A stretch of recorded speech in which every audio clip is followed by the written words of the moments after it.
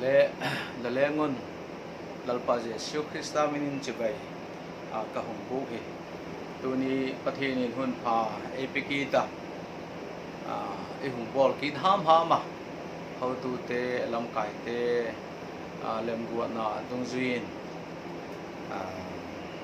lang khat lama ki phak lam umle ka sa e ajek chu sermon e grupo ipos hi angai tha e chun viewer le itam be ko wa pani pathum khel i hi sek ko wa aje je ka chun tu ni hi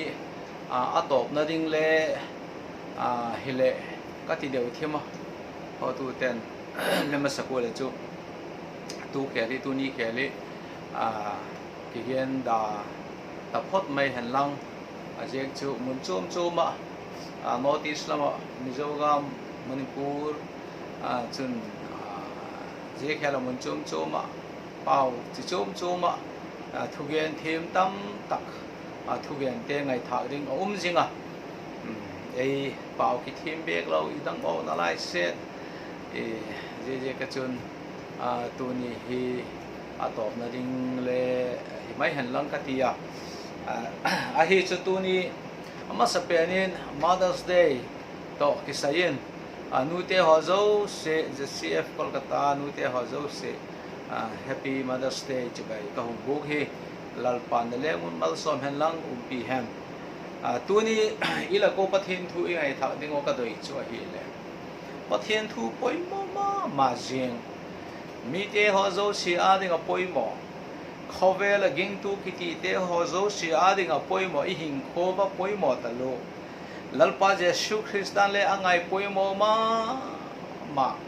azil til te to amanung zui te to alaki holum naw thu ahia je thu chu chom chan hung ki gen in tin lungsia takin I thu gen teu chu I alaki ngai thai ham le ti I hung ki che lu hi hen lang le hun solo na ding in hung sim nga ling ka tin pathen thu chu gen ngal hi tiu chan chin pha jiak mathai bung som pa bung chang som pathum na ki pathin ki sim hen lang le hung sim ngal mai in ka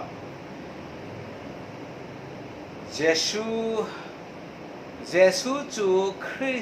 Kaisaria Philippi gam ahung tung phatin anung ji te kiangin mihing chapa hi mi ten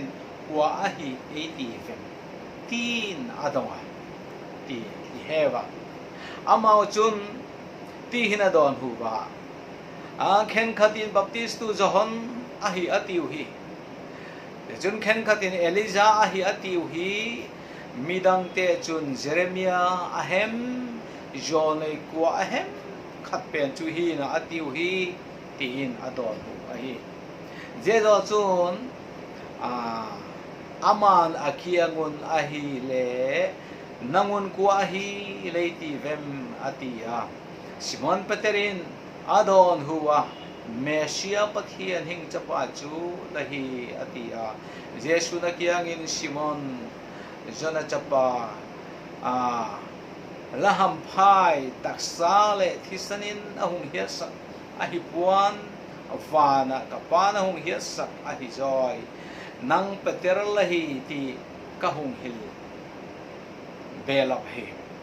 zia songpi chung hen ka ko chom chu leming katin mithikul kot khak chun lang zo puana van gam chabi chu lakutin piang katin leya lakan chu vana kanin hin tin leya la thap chu vana le thap hi na atia chule anung zui te ki anga chun ama chu Mesia Christa chu ahi ti ko mai lo dingin kham chak ke tai ti heba lalpan athu ilemu ading ne mal som pe khen lang le je thu hi akomonin te chun pastor evangelist missionary te keima ngai le ila ko le tam ve kalagen ahita Himalaya tuni hin gen kanom kita lalpa Jesu Christa chu zele si te hin khovela hin ahunga bang ziaka ahung ahem itiu chun chu aziak chu nang to ke adinga ahunga hiti hi ku man ihemil pova te chun zele si ta sung khan mun chum Jerusalem ti vel mun chum Galilee gam vel chun che in anong ju tu te ta chun natam pi se min mitam takin anunga juyo mitam takin ama kiyon ki padam na changu ti he je chunga hin le turale sidon bial lamin anung ji te to achiava je turato sidon bial chu afang zo nungun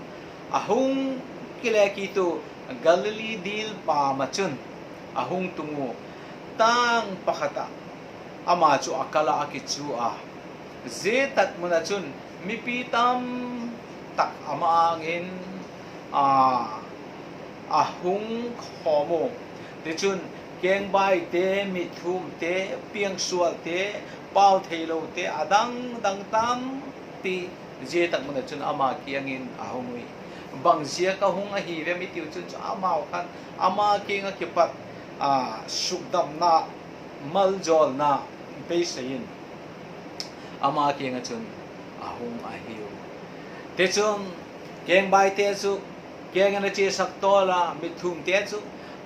ami tu asu vak pek tola piang sual te chu sukdamina umo te chun pau theilo te chu ahung pau saka je khela je ni khan mi sang li se vai thum pasagi to sanganeu tom cha in va setin tui takin mi sang li adingin anane sak tola hiti I heu ahi je tak mun te ho chu nu si kitin mun dang na hung che ki tawa anung jui ti te azung jui tu te to je taka pat chun Kaisaria Philippi ati naw gam Kaisaria Philippi gam ahung tung phatin tuni kathugya nok pen hi je chu pathian lalpa Jesu Christan amanung jui tu te ke nga chun big question are sahiti hi heva je question je dot na chu banghem iti chun chu Kaisaria Philippi gam hung tunga nung jui tu te ke nga chun ti hinatiya je dot na question chu hi le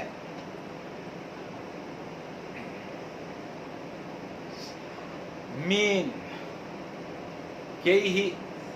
ko ka hembang 80 venti kha adong ai tai mole je ta ga hin ti hin again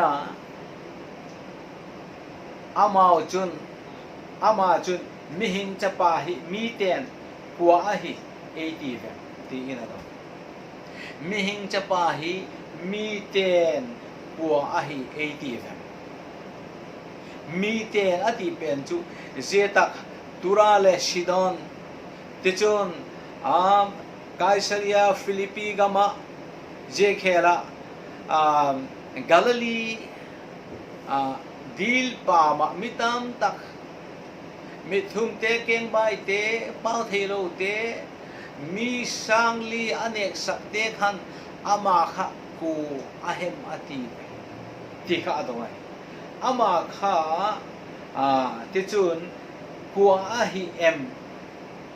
mi ken bang ati vem ti kha atong ai ti chun adonga ama chun ti hinadon huwa khen khatin baptistu John lahi khen khatin John nei Elijah lahi ativa khen khatin John nei Jeremiah ativa khen khatin hung don hu kito John nei mi te la ki pat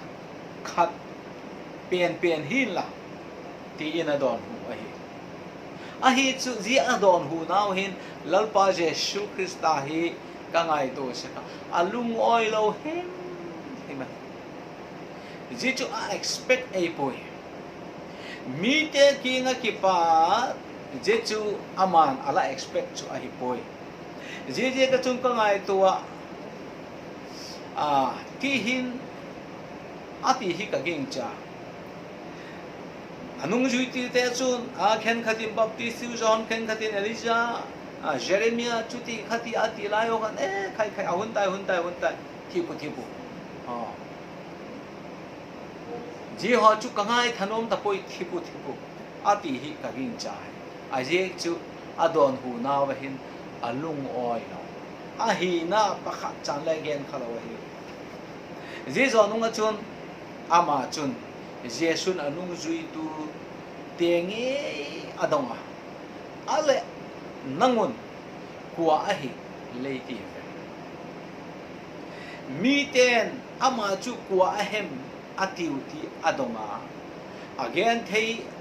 tapu wa again ho chu adigle pakhat chale tapu je ka chun anung zui tu te kiang nge chun aman ale nangun ke hi kuwa kahi leiti va ti ina da wai ta kuwa ma adon hu the tapu answer pa the po ki cha pumin lau pumin mu chu ka ging chai aji chu adon the lo mo le himale ala ko pakhat adon hu the ding je chu Peter chun ma chun ahung pawa ahung don hu tai ama chun ti hinatia o Messiah Jesu Christa pathian hing chapa chulahi ahung Messiah Jesu Christa pathian hing chapa chulahi lalpa Jesu Christa chu akipa tanoi ahina diktak mo ahina diktak ahen num pian identity diktak again dok je ka chun je tak munahin lalpa Jesu Christa khan dua takin Peter ka bangtin akovem itiu chun chu Barjona Shimon Barjona tiin akawai ako dua thok mai Barjona tiin khatve chale ako khalai pu je hi akhal ve ko na he ko ki non taloi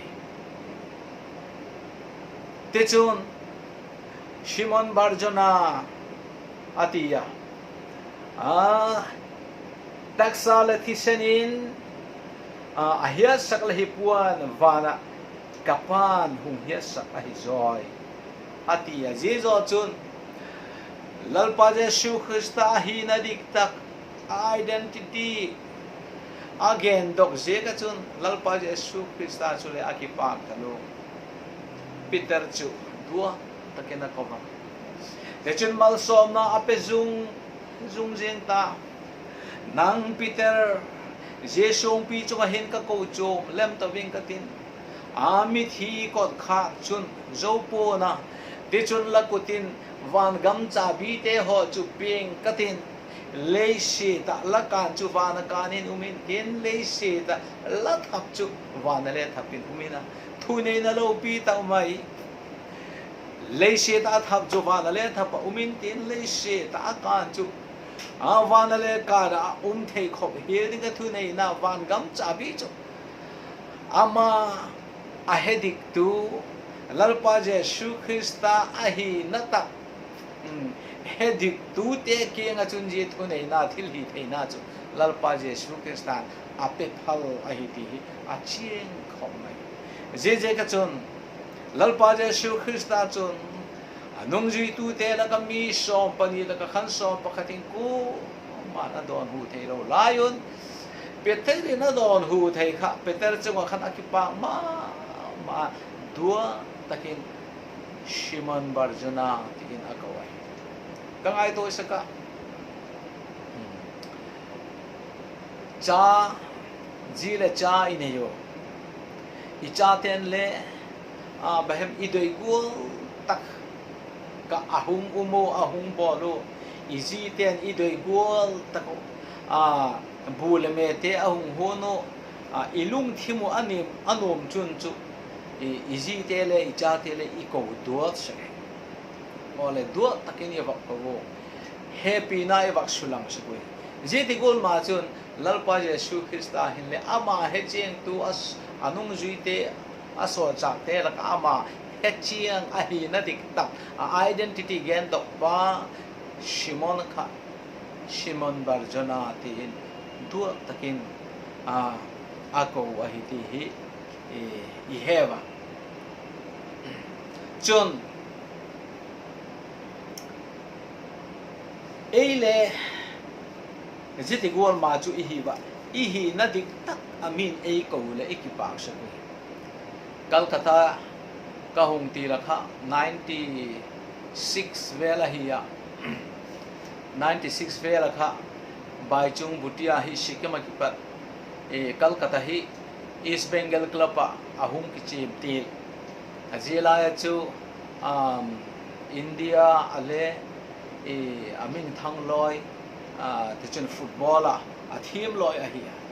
kachina ka hungna bazar lang vel rickshaw bus train vela min ei mu le chapang le ka chapang na lai je lai chu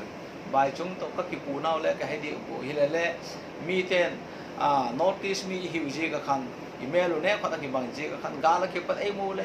Baichung thi ne ko se a hi chu ka hi na ka identity hi lo wai ji chu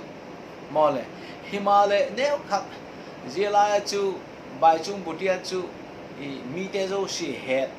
de chun alak lai tak a hi jia ken a popular lai tak a hi jia ka chun khok ka sadik pu ka ki pa tho se a hi chu bazar khoi tak la ka min dazu hey Nepali bai e hung ti le chu ka zada ma se a je chu li chu ka hi na mole min hina dik taka mole de chun pastor bia ka reverend bia ka tin ei hum ko wole ikipa mama ko cho member te la kale ama ho chu i dan le a chuam de ilung se de i happy de jiti go chu thil the a hi ya anung ji tu te la kami anung ji tu te la kale lalpa Jesu Kristan avak ko duat dik na chu Shimon Barjona avakti hi ahi na dik tak identity again dog je ka chun lalpa Jesu Krista hin Peter hi a happy ya ziti gol chun mal zol na tam pi avak vu nga la hi ti hi ka hum gen na pakhat chu ahi chun van gam cha bhi leya lakan chu van ne kan ding je le she ta la thap chu ti chen van le thap hi ding thuni ne lo pi tak mai apenga ai ti ka i heva a hi chu mithung te ho keng bai te ho pau the lo te ho dam lo na chi chom ne dam na chang te ho mi sang li avai thum to asanga ne va de wo te ka khoya zo ta va amau khan lalpa Jesu Krista ahi na identity ka hello ahi o tu lai khovel hile ka ngai to saka lalpa Jesu Krista hi na hello hi itam na lom o lalpa Jesu Krista he chieng lo ging tu tam tak I umo ti chun Christian kiti tam tak I umo himalale ilalpa Jesu Krista ahi na ko ahem ko pen ahem bangahem eyo ading ama chuku ahem ti hechien lo hitam tak I umui tuni chana hen te chana ma ke nga chun dam na be se manzol na be se in pa chop na te ho inayo dam na te ho I chango te chun mal so na tam tak I changui ahun la ya keng bai ten te chun chi thei na ne yo pau thei lo ten pau thei na te chun me thum te na hum the yo dam lo tam takin dam na chango avai thum te aneva himalale ama he chen lo golo khang tu ni chan hin le zele she khovel hin ama he chen lova anung zui tampi hi ki hi le kelom takai kaging chai chu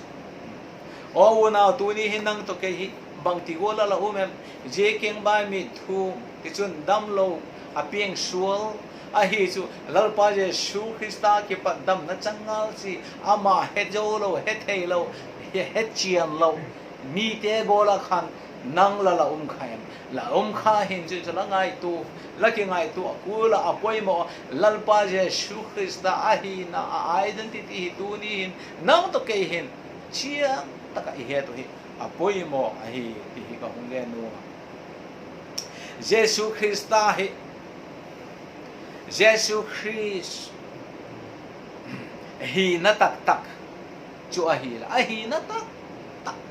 chu a hi la he chian thei dan ding chu a hi la Bible in again pe ka Philippi bong ni changa na isim chun chu tin ba isim han lang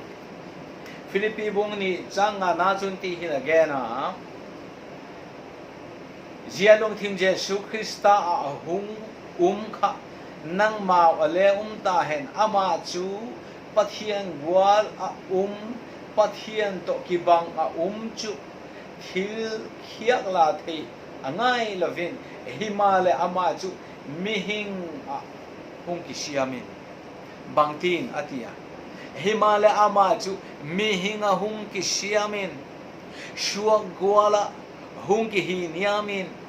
mihing mel puwa hung ki siamin mihing gwala hung piangin amale ama hung ki ngai to ma thi na tiang thu zomin cross le ka thu na tiang hung tai ti kha je ta ka hin imu cross thi na nge chu ati ahi mihing gwala hung piangin amale ama hung ki ngai to ma ti chun suang gwala hung ki ni hi niamin mihing mel pu hung ki siama mihing hi silo suang hi silo mole ama chu suang gwalina hunga ama chu mihim hilo himale ama chu mihing hung ki siamin ati ama chu mihing hung ki siamin suang gwala hung ki hi niamin mihing mel pu in hung piang ati mihing gwalina hung piang ati ama hi mihing hilovin ama chu ilalpau Jesu Krista pathin chu ahia je khela John chapter 1 verse 1 simule pathin thun ti hin again kita John chapter 1 verse 1 akipat 14 chang khaba simiti atilin thu thu chu pathian to hin thu chu pathian ai ati mole John chapter 1 verse 1 akipat 14 isim atilin thu thu chu pathian to ahi thu chu pathian ai ati je thu chu pathian nahi bangkim amazia kin siamahi bangkim chu amazia kin siamahi thil siam zo si ama siam lo pakhat chale yati thil siam zo si ama siam lo umpoi ama chu khovelin ama chu khovel hin khovelin ama chu khovel ama chu khovel hina khovel hi ama siamai khovel hi ama siamai himale khovelin ama chu ahepui mole hallelujah lalpamin chu pakingum hen khovel hina himale khovel chu ma chu ahepui ahelo himai je khovel to khovel mi te hin ahelo himu ajek chu mithum to keng bai to pau thelo to damlo ti chom mi sangli sangan avai thumanek layo khan le je khovel mi te khan lalpa je Jesu Krista ka ahi na ka ahe chieng lo ahi ahelo himu ahi je ka chun anong ju tiêu te ke nga dong khan jemi te khan mi hing chapa hi ko ahem bang 80 wa tiu khan o ko hem zol nei pakhat te la ka mi baptist tu johon alo le eliza a hi lo le te chun zol nei chi chum chum mo le Jeremiah hi na ahong tiu hello ke himala ama ki pachun dam na achangu ama ki pachun ti chun malzol na tam tak achangu ya to mi himale malzol na petu kha heke lo ahi tu ni han le o una nang to ke hin tu ni chana dam na hing na e petu malzol na e petu hi le he chiang na em la he na em ku ahem ti tu ni hin he tu hi poi mo a je ka chun je taka hin khovel hi ama sia ma hi himale khovelin ama chu a hepoi himale ama alalok a amin ging tu te chu mole himale ama alalopa amin ging tu te chu pathian cha te hi theina ape ati ama alalop jeng kha hi pu ama min ging tu te ama ming chu bang ti gola ging ding lalpa je shu Krista hi pathian ming ahi a ama chu pathian hi ti ging tu te chu acha te hi theina ama chun apie chai nei che tu I cha te hin cái chu pastor bia ka hi kapa himalale vai phe kanum poi bia ka cha ka hinum poi ka ging cha poi chu ti khati ti lew ka cha hi theina ding dan anei lo him hum ka cha hi ding wo chun chu kamin chu amao ming hi ding he ka title chu ka sar nem chu amao sar nem ai nga ye chun ka in shunga ka go lu thei tu ding ai be pui je ka chun lalpa je shu Krista he pathe na hinai ka nging hi ki hi ai mai pui aming hi lalpa je shu Krista hi aming chu pathe ming chu Krista je shu Krista hi a hi ti aging tu te ki nge ma chun a cha te hi theina a pe be pe ti hi I he tu hi a poi mo ti chun thu chu chang song palina li sim ti chun thu chu ti san ahung changa ila kuwa ahung cheng tai ati la thu chu pathian ke ngom je thu chu pathian je thu chu ti sa ahung changa ila kin tai je ti sa changa ila ko ahung pen chu ko hem itiu chen chu lalpa je su Krista chu ayu dinga ikiango dinga ikiango cheng dinga ama chu ahung ahi pe ka ihiu mole ahi chu tuni hin ilako ding cheng dingin idoi ngal puwa ti hitiu lalpa je su Krista chu ilako cheng dingin emao dinga pe himalale ilako dingin in sungoi family wa cheng dingin idoi pungalo isai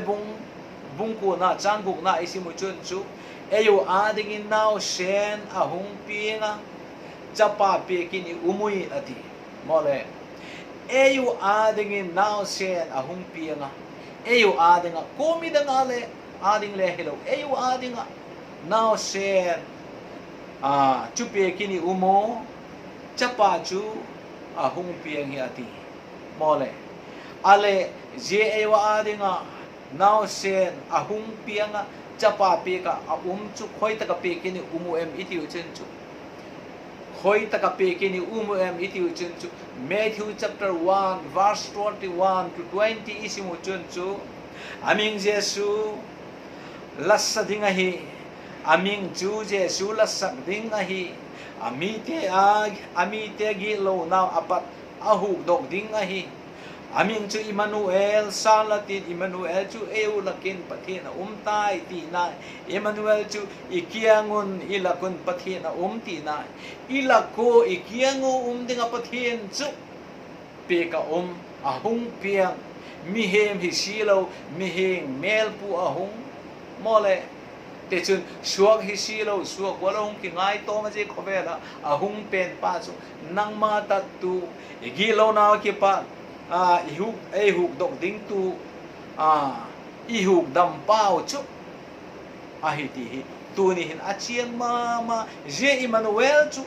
ikiango dinga ikiango pathian chu ahi je ka chun amalal pa Jesu Christa nge chun Matthew chapter 28 verse 20 simu chun chu ama chun kum tuangin khovel top tiangin ni sin lakiangun jinging ka amalal pa Jesu Christa nge chun akamin anong juitu te kiangin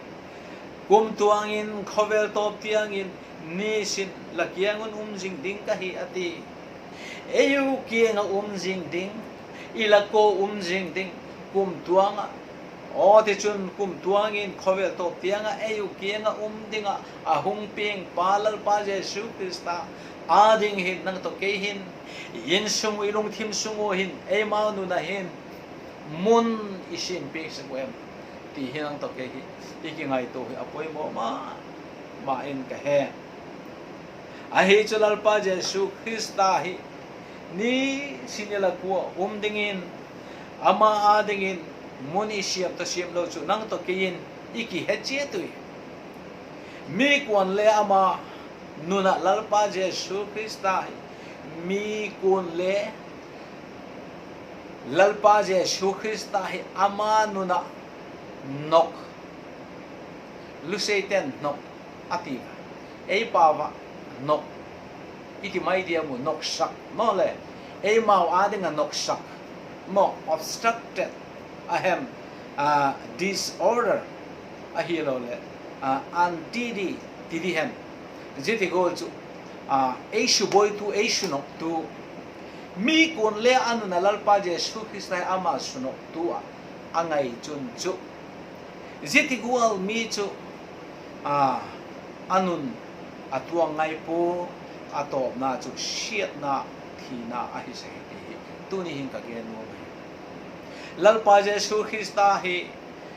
nang to dingin kay to dingin khovel mi te ke na kum tuanga khovel top tianga dinga pe ka ihiva mole himale tu ni hin nang to kay hin ei mau nu na hin lalpa Jesu Christa hi anok itiu chun chu ngai to tak la hi ding azet chu eu adinga pe ahi dan khat pep vak an ke ding ka baksim ke ding ka luka bung ni chang som pakhat na kha sim hitiu luka bung ni chang som pakhat na khan bang agena nangu adingin tuni hen van sol chak chun bang tin again ai tiu chun nangu adingin tuni hen David khopia hu dampa ahung piang tai lalpa Mesia Jesu Christa chwati hallelujah lalpa min chu pakin hen zol nei tebe hilovin van sol chakin le ti chun bela pute ke nga chun nangu adingin ati ahi mole nangu adingin tuni hin David khopi achun hugdam pa ahung piang tai o Mesia lalpa Jesu Christa chu lalpa Jesu Christa hi Mesia ei hugdam pau ahi ama chu ei adiga hung piang ahi ei kianga khobel top tianga dinga ahung ahi je ka chun ama adingin lahing na hin lahing ku hin lanu na hin lahin sung hin nang ma hin bun la sim lo chun chu lalpa Jesu Christa a chen thei lo chun chu ngai to tak mai ding ai e saknan example tom cha bak pe tu lalpa Jesu Krista ahung pien ti la kipat ahung pien ti la amanu na noksak alado dal ma sa pen chu ko hem iti uchun chu Heroda ai mole Heroda Herod Antipas itiu sekpau chu lalpa Jesu Krista kha ahung peng hi ti kha ahen khan alung thim anama ma ama hingkhu ama nu na khan noksa ati mama zenga ama sanga lalzo hung ding thupi zo hung ding chu angai the him pu je ka chun bang tin bang abol ai tiu chun ama chun Judai Bethlehem achun asipaite ho solin chapang kum ni posal chapang kum ni akipa anoilam jose athat chimit fek je jaga chun o Judai Bethlehem ngama chun ka na hong kunta intina chun achate ngai na kapu lalpa Jesu Krista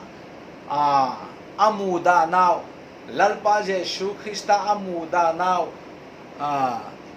kopi lalpa Jesu Krista noksak ati now munchu kana na dim sakay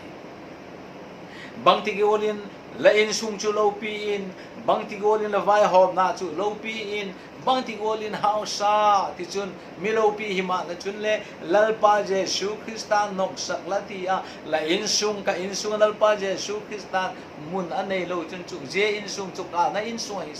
je mun chu ka na ti chun haksat na tung na mun a hi sakai je Herod Antipas chu ato pa chun bang tina uma iti chun chu gul hu tin anek lo mai gul hu je kina ma kha thi cancer na na le hipoi coronavirus je ka thi le hipoi gul hu in anek lo mai athi da chu ama hop mai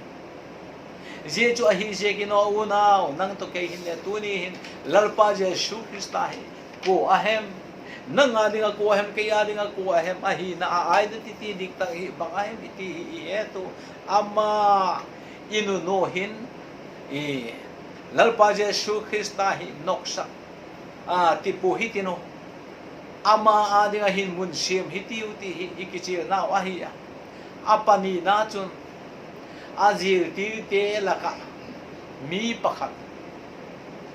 a treasurer shum et call to Judah Iscariot kha alalpa Jesu Krista sang khan amanu na khan sum le pai kha angai poi mo zo ai je ka chun alalpa Jesu Krista khan nok sak ati yang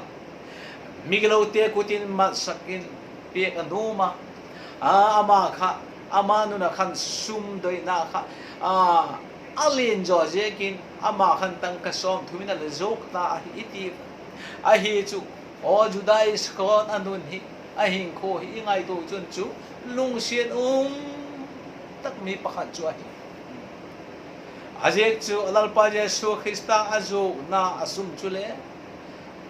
insak nan le amang pu motor cho nan le amang pui mo le ama chu lung kisi ka azu na te tempulal te ke ngachuna ve pikita tempulal te chuna neti gol mi thing tho thisan mani je tak mun hin umpo na ativa khol jin te ki vuina ding bel sim tu te gam mun pakhat acho ami pakhat chun ti hinati Jerusalem awache chun amau gai chun gal ke pat chun ai saka je tak mun solamu vem bang ma thing le lo le bang ma kek lo Jerusalem khusunga hin in mun min adayu aman tam si to ahi chu je tak mun son tu ni chan hin in pakhat chale sa ahilai pos ajek chu bahem lehevem Judah Iscariot in lalpa Jesu Krista azuk na tan ka som tuma de chun thim pulal ten mi maljin te ki buina ding a chok ko a hi ku man je ta mun su chok ding in le ati ko va in le asak ko va ham pale ke thailo a hi je tak sho han se lo na mun a hi ati chu je chu a hi a lalpa mani no na adoi lo te chu han se lo na mun a hi mai je ka chun Judais ko chule bangtin a jel ta itiu chun chu ama chu suicide ki bola a ki khai luma a thi hi ti heva jete gol chu atop na lalpa Jesu Krista adoi lo te chu lalpa Jesu Krista amau nu na nok ti tu te chu a hin kho atop na chu jete gol shin na chu a hi sakai je khera o na tu ni hin tom cha bang gen be hi teu ami te zo shin the Beatles group kha I have notice lamale ke kho he ti la ho khale Beatles shoes ki bun tinu ki ngai sang ma the Beatles group kha ki ngai sang ma amau laka la sak them amau vocalist John Lennon kha aki ngai thupi khop mai ani kha chu thi chun interview alav interview alang nawa chun Preston interview alang nawa chun lalpa Jesu Krista to anung zui tu te Christian te challenge sai Jesu Krista la tiu to anung zui Christian te meeting la lo angolu to chuti khati Jesu Krista he chu again dano ngai khat dan chu nai a hi chu anung zui tu te hi bang hile keu sang in the Beatles group je big band sang hin amau hi athupi the po hi memo hai tak le amau hi hung chuai ding hung top ding a hi chu keu the Beatles group wang he chu wa noi le se da hin aming thang pen ding mi te ngai san pen ti chun thunei pen ding hinalai ka hi atia lalpa Jesu Krista chu a challenge ve o so zo no ma chun hung boy tawa the Beatles band kha hung boy yo a cassette te ho album te ho kha hung halo te chun John Lennon nge chule chamlo cha chun in sunga lai chu gala ki pat chun methal gi da heva acheva ava etule methal mu pasagi shet ama taksa chun ala uma thisa ina in sung gi pat chun avala to ko lalpa Jesu Krista hi challenge bol chi a hi po ema no na hi nok shakti ding chi la hi po jeti gol ti mi te chu atop na chu siat na a hi ti ila he ki tau mole je khela chun khovel pumpi van noi le she ta khovel a mel phape na tu ni chala again mole Marilyn Monroe atiu nungang mel pha modelist singer actress ahia amel phat dan chu tu ni chan hin le ama tu ding chu aping lai po ati mitam tak actress model alo le Hollywood Bollywood actress ten le ama akivan na address ha tu ni chen hin le copy award din la yeti chuti khopa chuai theilo ama chu 1960 vela alala ka hiya mel pha ahi ati jeti gol mi chu ahi tulai aphat dan to athil hi theina alo pi dan neu khat gen dok na dingin tulai khovel hin mi him te hozo shilakin thunei pen thil bol thei pen alo pi pe jinmun sang pen kitela America president to Donald Trump din mun ku America US president ahi maya khovel po pi din mun sang pen thil hi thi pen thunei pen alal pen ahi mayo je hun la ya khan America president ka John F Kennedy ahia a una pa kha Robert Kennedy ahia USA te hin a president hi som li fel ala nei ta ji te la ka khan amel phapen tel dog ding hi la chu tu ni chana hin a John F Kennedy gola US president te la ka mel pha aching a vai hom team a lai po ya ti bang hile je John F Kennedy ji le cha na ya gam lo pi tak US gam vai hom tu khale Marilyn Monroe hin ashugoi the ama love affair avoid the ama be hilowin thakhatin agolin a upa Robert Kennedy khale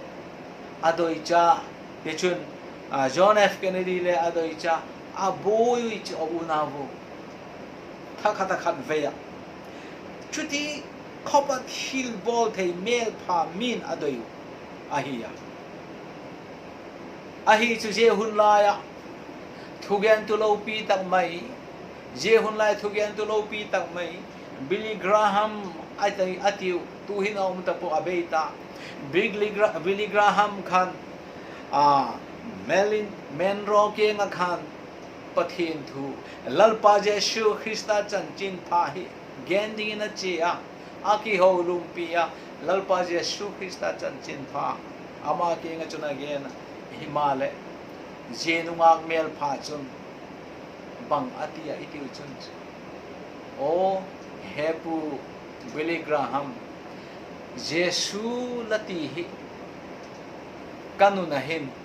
kapoi mo lai poi kei a ding a hin bang ma hi poi kapoi mo poi Jesu lati pa hi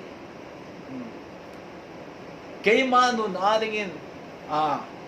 minok sak pakhat ai ati ei chu hile a hi mai thei amela phangala sumla pai hausak na adima khovel mi te ngai san pen US president in adoi changal boka jiti gol mi cho hi je kina manu na chun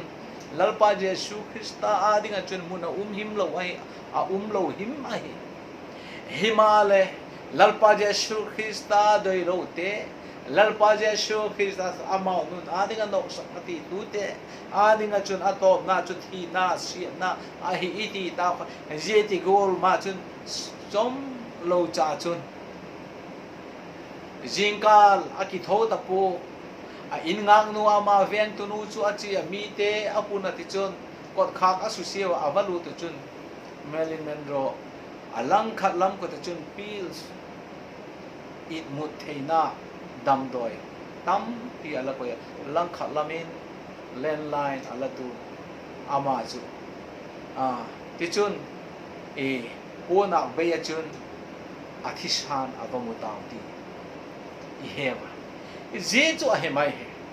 lalpa Jesu Christa doi lo te amau nu na nok ti tu te adinga chun atop na chu thi na siat na mual pho na ahi sakahi o una je chun tuni hin nang to kai hin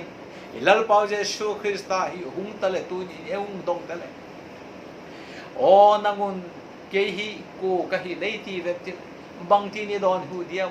o nang chukalalpa e hu dam palalpa Jesu Christa nang chukahin na lah iti thei dia mo ale bangti golin ila don hu thei dia tu ni hin lalpa Jesu Christa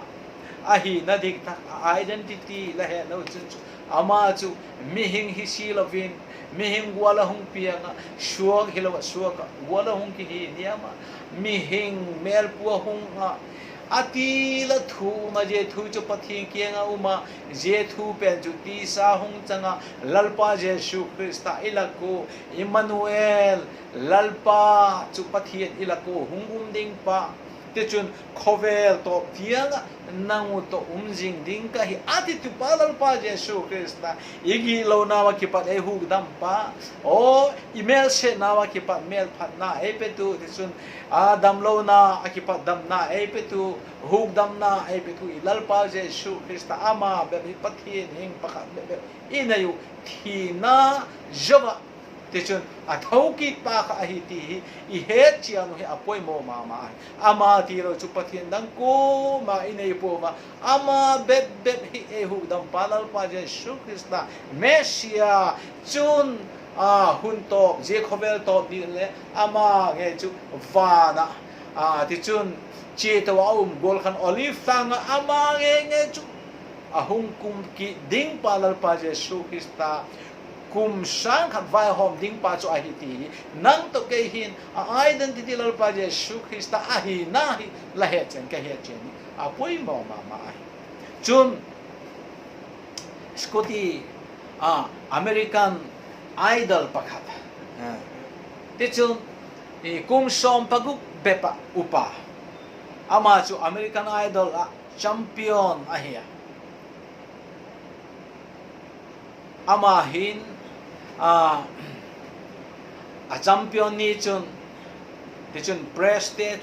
meet te chun interview alawa kal khat sungahin bang ni hi ladoi penin la sak penem atiu chun ama chun Sunday ati pathian ni tu ni Sunday hi kal khat sungahin 1 week ahin Sunday ni hi ka sapen bang jia ka atiu chun o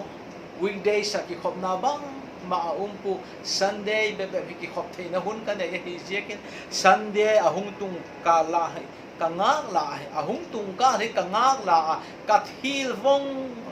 Sunday la bing in kaya pathin pa hi ka thala sa hi ati jechu kangai tu apoi mo khop ap e chu Sunday ahung tung tak le ti chun heading boarding ala tam shega Sunday hi le kal khat sunga suti khat be ti chun me tui ne hitenu hitenu lum hitenu chuti khati relax ball hitenu relax ball nan Sunday hi mati go se ki khom kai pe lo ki khomi chiu le ki khoma shot le sanayen jinga shot tane pasal pan thu gen shot tane ki khom shot tana be itiva hi chu Japan kum som pagum mi be American Idol pakhat chu jeti gol chun Sunday ni chu angai nama ma angai poimo ma ama chun competition ball layo chun Rickspan pakhat akibua je taka chun thil pakhat aki je ka I am second ti ka ki je ati chu je chu adong ki tu ale bang je ka la ben hi I am second la ti mo chu nang manu na pakhat na chu ko mo ko hem doi cha khat anaya ama chu ama nu na pakhat na ina ko ama chu pani na ki ko hem ti adong o chun chu ama chun kanu na hin pakhat na mun nei tu chang tu uma je chu kalalpa Jesu Krista hi ke chu pani na ka hi ati hallelujah lo pi na o hin khove hin inunu hin nang to ke hin le lalpa Jesu Krista chu pakhat na la koi the jam ka koi the jam ti kingai to koi mo ko mai ama chun kanu na hin lalpa Jesu Krista chu pakhat na hi ke chu pani na bu ka hi ati ama nu na hin khova pakhat na lalpa Jesu Krista a koi sek te chu khoi tak munin le a champion se ka hallelujah o nang to ke hi le champion thein adingin lalpa malzo lai thein adingun o han sie ilo lo na dingun I top na to siat na thi na hi lo na ding lalpa a hi na ding ta hi tenu lalpa a hi na ta hi puang to hi tenu gen to hi tenu te chun inuno hin lalpa Jesu Krista nok shakti lovin inuno hin lalpa Jesu Krista amun pa pen alopi na pen ti chun pakhat nan koi hitinu I insungo hin insung chetu hin from leuchet hin lalpa Jesu Krista vai hom tu lal pen in koi hitinu ti chun la insung ka insung hin o thamuan na chap na hungumin tin o ki pa na ding hi chuti lo ngal chun chu lalpa Jesu Krista hi lanuna noksak lati ama ading amun la koi lo chun chu la insung bang tigolin bank balance kene la kilo pi ma la sum la pai kene in property kene in kitching in kilo pi ma la le je tak mon chu han silo na mun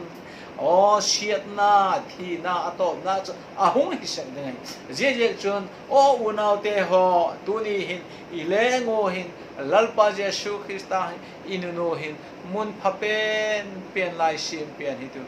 inuno hin ama chu farsa koi ding ikichelu hi lalpan athu ilengo adine ma sompi ta han lepa chamna honen lalpa lakin ki pa thu ka gen tuni hun pha hun de yom ta mai lei pe ji kan ka ki pa ko lakin ki pa thu ka gen no la thu lalpa thiem lo ta ka ha lo ta ka hung gen dok ta lalpa angai tha tu te ading mal som na hung hi hen lang ke again tu ading gai le mal som na hung hi hen lang lalpa Kolkata sumaje CF lalpa member te ho jo si ading ka pa chata nang indam na hi share nan kale ngoi thuam le chu dam lo te ading kat pa chapa nang indam na pe tonin lang alung thim ngai tu na lam ki pa lalpa o halale boy na nei te king nang in thamu na pe tonin lang ti chun o ba de nei ti alo bu chun chu nang mal som torin lang o lalpa hallelujah ti chun ki pau na nei o bu chun chu lalpa lang mi laming ka ki pau pyo nang athakin mal zol to na ma ani ka pa chapi to lai bang ma zo she chu lalpa o la doi gu la ka hi wa kanuno hino lalpa kai ma wa hin nang chun mun lahung na lahung changa ka insungo lalpa ka ngai tu na lung thima hin nang chu lalpa pakhat na lahi zel theina dengin kalung thim ka ngoi ka ngai tu na je te gola chun lalpa ka sim theina dengun lung sia ta ka imal so ma ayung pi dengin ka bol khel ka gen khelu ka hi khelu ngai dam na to lalpa Jesu Krista lamin yo jo se cha ka hum to ne